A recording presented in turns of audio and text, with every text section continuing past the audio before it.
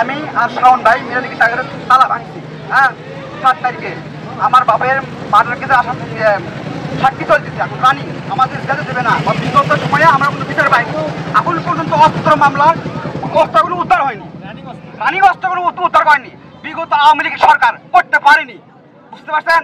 আর রিপন তো একাধিক মামলার আসামি। এখন দেখেন আমার কাছে অনেক কাগজপাতি আছে, অনেক কিছু আমি সংগ্রহ করতে পারিনি, যতটুকু পারছি ততটুকু আমি আনছি। এই আমি চাই কি রোহান হত্যা মামলা, শাওন ভাইয়ের মিথ্যা মামলা, মোহাম্মদ আলী আমার বাবার হত্যা মামলা সুষ্ঠু তদন্ত করুক, সুষ্ঠু বিচার চাই। আর শাওন ভাইয়ের নামে মিথ্যা মামলা প্রত্যাহার করা হোক। আমার ভাইয়ের কাছে ওর কাগজপত্র গুলো আছেন, আপনারা দেখেন ওগুলো কি, ওর মামলা অনেকগুলো মামলা। ভাইয়ের নিঃশর্ত মুক্তির দাবি করে আমি আমার বক্তব্য শেষ করছি। আমার ছেলেকে কয়েক বছর আগে মিন্টু কমিশনার, শফিক আর মুকুল ডাক্তার এরা সব জায়গায় নিয়ে আসে, তখন আমি খুঁজে পাই না আমার ছেলেকে। নিয়ে আসে, আমি আর খুঁজে পাই না। থানাতে কোনো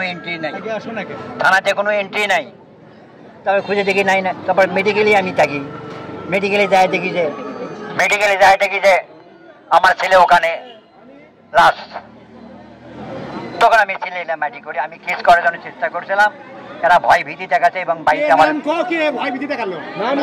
বলছি তো মিন্টু, মুকুল, শফিক, আবু সুফিয়ান।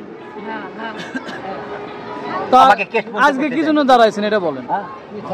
আজকে মিথ্যা মামলা, শাওনের একটা ভালো ছেলে, এর জন্য যে মিথ্যা মামলা করা হচ্ছে, এর থেকে মুক্ত দেওয়ার জন্য।